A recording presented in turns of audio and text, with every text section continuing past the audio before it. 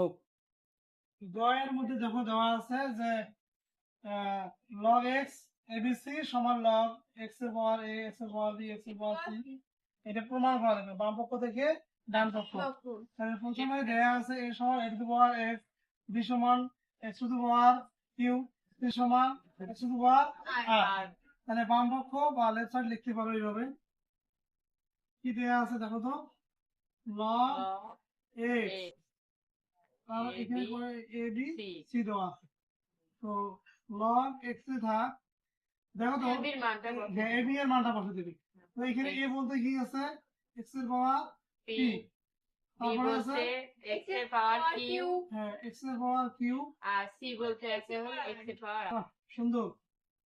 আচ্ছা সবগুলো দেখি log x x কমন। তাহলে এখান থেকে সবগুলো দেখি x কমন নাও তাহলে মানে p ইনটুর জন্য মানে প্লাস প্লাস আর বুঝো নাই। হ্যাঁ আচ্ছা ফির একটা সূত্র আছে না যদি পাওয়ারটা উপরে থাকে ওটা সামনে নেওয়া যায় তাহলে p প্লাস q প্লাস আর r ঠিক আছে না। তারপরে log log x তারপর যদি দুইটা পাওয়ার একই হয় তাহলে কি হবে গুণন হবে তাহলে কত হচ্ছে 1 1 হয় 1 দিয়ে যদি গুণ করো কি হবে সেটাই आंसर ওইটাই হয়। তাহলে p plus q plus answer r ঠিক আছে এটা আসলো না।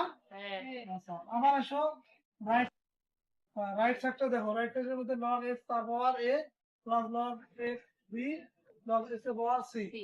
এখন দেখো log x হচ্ছে a এর পাওয়ার কি ছিল x টু পাওয়ার p b এর পাওয়ার ছিল x টু পাওয়ার q c এর পাওয়ার ছিল x টু পাওয়ার r।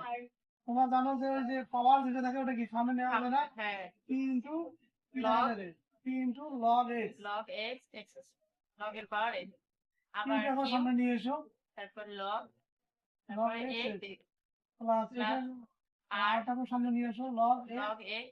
এখন দেখো তো এটার মান 1 না 1 দ্বারা p কে গুণ করলে p কে b এটার মান 1 q প্লাস এটার মান 1 এটা রাইট সাইড।